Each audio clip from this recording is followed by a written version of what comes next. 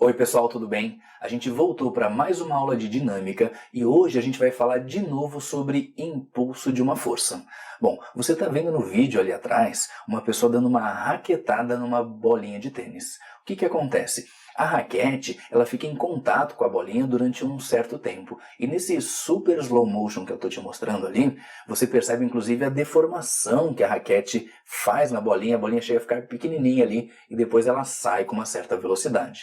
Bom, o que a gente percebe? Então existe uma força agindo durante um certo intervalo de tempo, existe ali um impulso de uma força. E aí você nota o quê? Que é um saque, ou seja, a bola inicialmente está praticamente parada quando a raquete vai bater, e aí depois ela sai em alta velocidade, ou seja, ela ganha quantidade de movimento. E por que ela ganha quantidade de movimento? Exatamente pelo fato da força agir na bola durante um certo intervalo de tempo, tá bom? Bom, a gente vai estudar isso e vai entender bem direitinho nessa aula. Vem aqui comigo, vamos começar. E vamos começar então conversando sobre o teorema do impulso. Vamos dar uma olhada nessa primeira figura que eu coloquei aí para você. A gente tem ali uma bolinha de tênis e a raquete que vai bater na bolinha. O que acontece? Essa bolinha está inicialmente parada, então eu posso dizer que a velocidade inicial dela é zero. Bom, se a velocidade inicial dela é zero, olha lá a nossa conclusão. A quantidade de movimento inicial é zero também. Agora eu vou te mostrar mais uma imagem que é do momento em que a raquete está em contato com a bolinha. Você nota que aqui a bolinha fica toda deformada porque ela está em contato com a raquete está fazendo uma força sobre ela. Então eu vou representar aqui para você essa força que está agindo sobre a bolinha e existe um certo intervalo de tempo que eles ficam em contato, tudo bem? Ou seja, nesse momento em que existe o contato entre a raquete e a bolinha é que está sendo aplicado o impulso da força.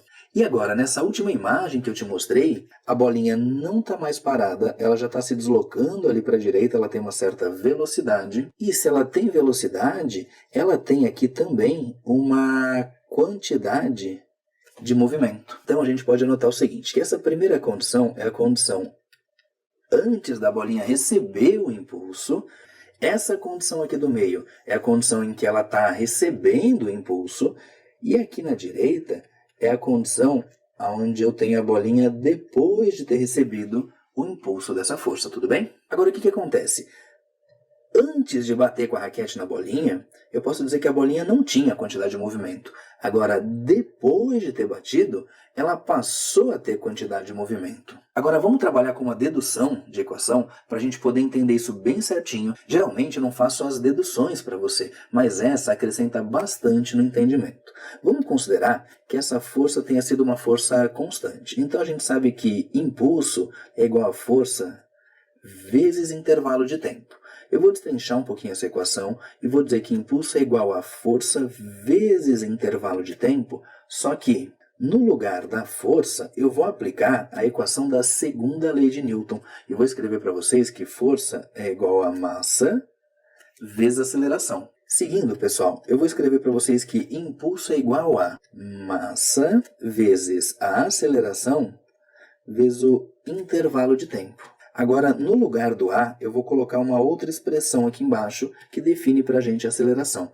A gente aprendeu que a aceleração era a variação da velocidade num certo intervalo de tempo. Agora, o que a gente percebe? Eu tenho ΔT aqui e ΔT aqui, eu posso simplificar. Continuando, o impulso, então, é para a gente igual a massa vezes ΔV.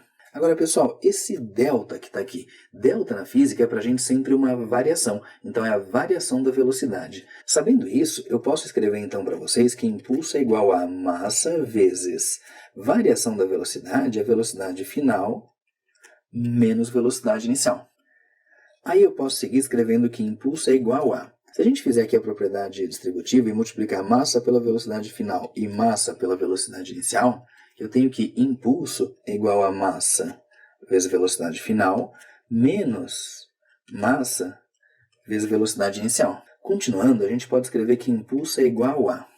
Aqui, eu queria lembrar com vocês que quantidade de movimento é massa vezes velocidade. Então, massa vezes velocidade final é a quantidade de movimento final. Da mesma forma que aqui, massa vezes velocidade inicial é a quantidade de movimento inicial. Então, eu posso dizer que o impulso é a quantidade de movimento final menos a quantidade de movimento inicial. E aí, eu posso dizer que o impulso é igual a quantidade de movimento final menos inicial é sempre uma variação. Então, é para a gente a variação da quantidade de movimento. E essa relaçãozinha matemática que diz para a gente que o impulso é igual à variação da quantidade de movimento é que é o nosso chamado teorema do impulso, tudo bem? Agora, eu queria conversar com vocês sobre unidade. A gente falou na aula passada que a unidade de impulso no sistema internacional é Newton vezes segundo. E a gente conversou há 2 aulas que a unidade de quantidade de movimento era quilograma vezes metro por segundo. E detalhe, como o impulso é igual à variação da quantidade de movimento, eu posso dizer que essas unidades são iguais. E aí vai ter exercício onde vai aparecer Newton vezes segundo tanto para impulso como para quantidade de movimento, e vão acontecer alguns exercícios onde vai aparecer para a gente quilograma vezes metro por segundo, tanto para quantidade de movimento como para impulso, tá certo? E só um lembretezinho que a gente aprendeu lá na aula de quantidade de movimento. A quantidade de movimento também pode ser chamada de momento linear, tá bom?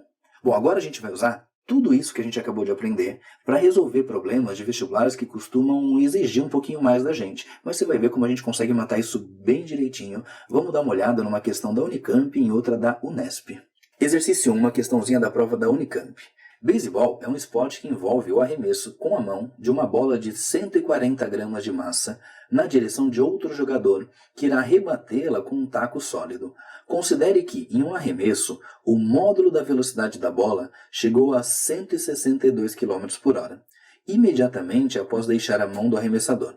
Sabendo que o tempo de contato entre a bola e a mão do jogador foi de 0,07 segundos, o módulo da força média aplicada na bola foi D.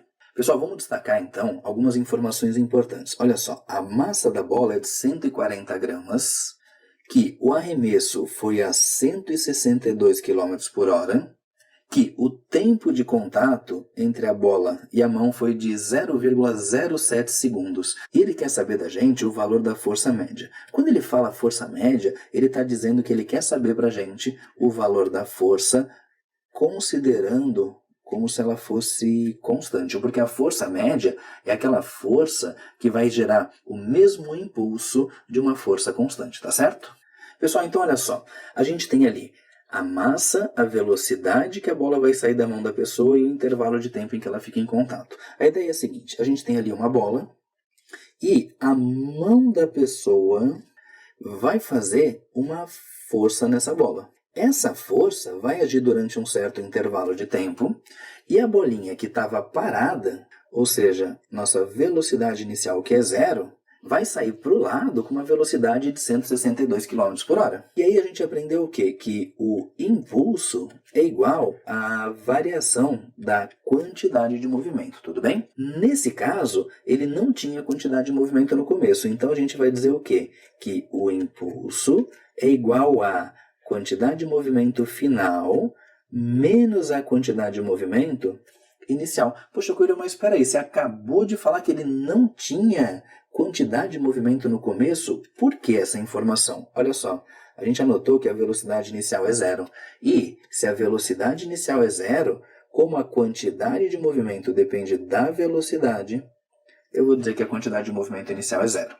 Bom, de agora em diante, como a gente vai calcular só o valor da quantidade de movimento, eu não vou usar mais ali a notação vetorial e vou escrever para vocês então que o impulso é igual a quantidade de movimento é massa vezes velocidade. Pô, perfeito. Eu tenho massa, tenho velocidade e consigo achar o impulso. Mas o que o impulso vai me ajudar a encontrar o valor dessa força média?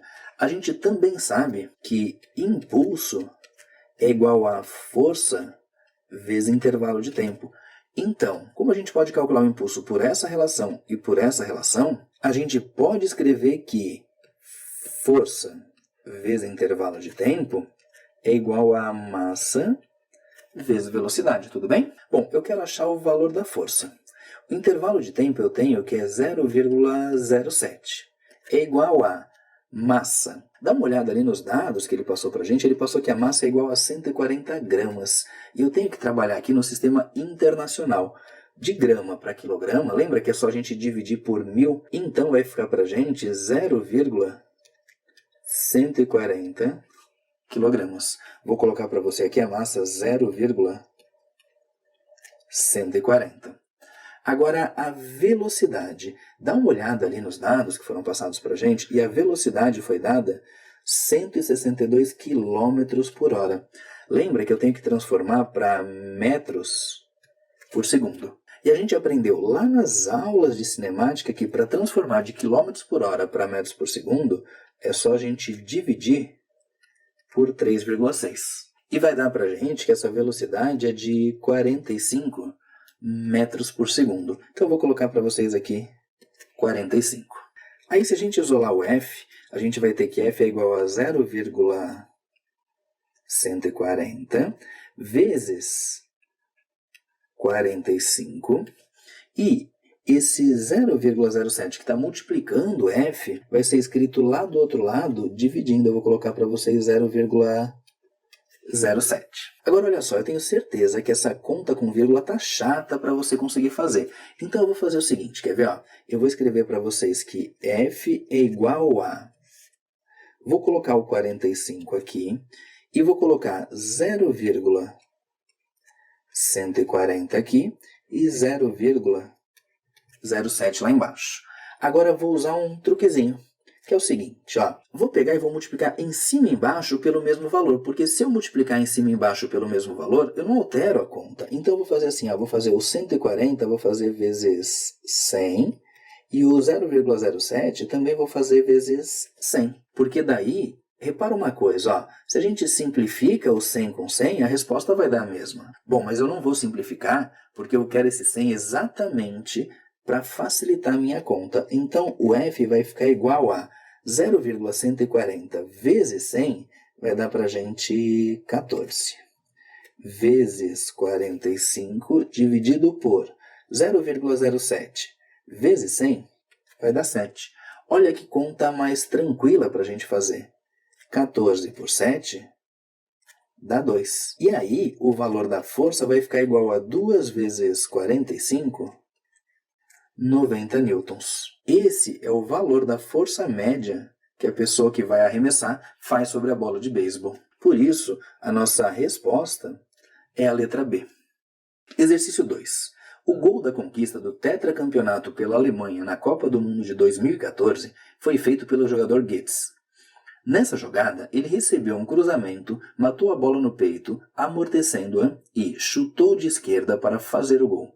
Considere que, imediatamente antes de tocar o jogador, a bola tinha velocidade de módulo 8 metros por segundo, em uma direção perpendicular ao seu peito e que, imediatamente depois de tocar o jogador, sua velocidade manteve-se perpendicular ao peito do jogador, porém com módulo de 6 metros por segundo em sentido contrário. Bom, pessoal, antes da gente seguir com a leitura do enunciado, eu já queria destacar com vocês uma informação que é fundamental para a gente. Olha só, ele disse que a bola vem com uma velocidade de módulo 8 metros por segundo, bate no peito do jogador, ela continua perpendicular ao peito e ela volta com uma velocidade de módulo 6 metros por segundo. E ele ainda foi bem claro para a gente, dizendo que ela volta no sentido contrário. Vamos continuar com a leitura do enunciado. Admita que, nessa jogada, a bola ficou em contato com o peito do jogador por 0,2 segundos e que, nesse intervalo de tempo, a intensidade da força resultante que atuou sobre ela variou em função do tempo conforme o gráfico. Bom, então ele disse que, aqui nesse trecho, ele disse que a bola ficou em contato com o peito durante 0,2 segundos. E também disse que durante esses 0,2 segundos, a força resultante que atuou na bola variou. Ela não é constante. Só que ele representou para a gente isso num gráfico.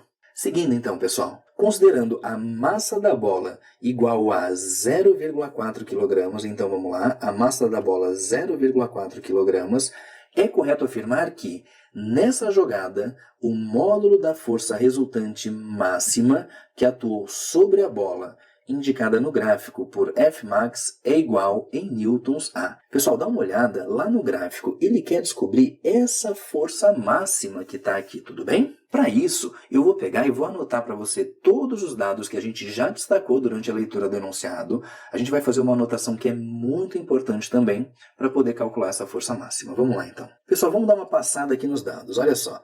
A massa é 0,4 kg, que foi passado. As velocidades, uma tem módulo 8 metros por segundo, a outra tem módulo 0,6 metros por segundo. E o intervalo de tempo foi de 0,2 segundos. E aqui a gente tem o gráfico que foi passado para a gente.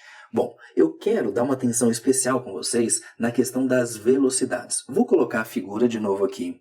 E a gente tem a condição antes da bola bater no peito e a condição depois. O que acontece? Você observa comigo aqui na figura que a velocidade tem um sentido antes da bola bater no peito e tem o sentido oposto depois que ela bate no peito. E como a gente está tratando de grandeza vetorial, o sinal aqui me traz uma informação importante que é exatamente a questão do sentido. Então, em relação às velocidades, eu vou fazer o quê? Eu vou ser obrigado a considerar uma delas positiva, a outra negativa. Eu vou combinar com você que eu vou orientar da seguinte maneira. O que acontece antes da colisão é positivo, e o que acontece depois, como inverteu o sentido, é negativo. Então, esse é um cuidado que eu preciso tomar. Na hora de anotar os dados, eu preciso escrever que a velocidade é menos 0,6. Por isso que quando ele passou as informações no enunciado, ele falou que o módulo era 0,6, tá bom? Então é fundamental que essa informação do sinal você conclua a partir das informações do enunciado, tá certo? Bom, vamos continuar. Eu quero achar o valor dessa força máxima. Essa força máxima está relacionada com o gráfico. Peraí, então vamos pensar o seguinte. O que a gente aprendeu em relação ao gráfico? Em relação ao gráfico, a gente aprendeu a fazer o cálculo dessa área, e aí o cálculo dessa área vai estar relacionado a uma informação importante para a gente. Que informação é essa? A gente aprendeu que no gráfico a área ela é numericamente igual ao impulso da força. Então, se eu quero, a partir da área, achar essa força máxima, eu preciso descobrir o valor do impulso que essa força está causando durante esses 0,2 segundos. Mas como a questão me deu massa e velocidade, a gente sabe que a gente pode calcular o impulso pela variação da quantidade de movimento. Seguindo, o impulso é igual a variação da quantidade de movimento, é a quantidade de movimento final, menos quantidade de movimento inicial. Então o impulso fica igual a quantidade de movimento final, é massa vezes a velocidade final, menos quantidade de movimento inicial. Quantidade de movimento inicial é massa vezes a velocidade inicial. Seguindo então, o impulso é igual a massa 0,4 vezes a velocidade final. Velocidade final é o V2, que é menos 0,6.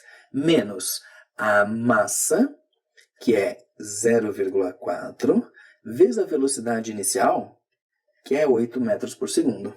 Seguindo então, o impulso fica igual a 0,4 vezes menos 0,6 dá menos 0,24.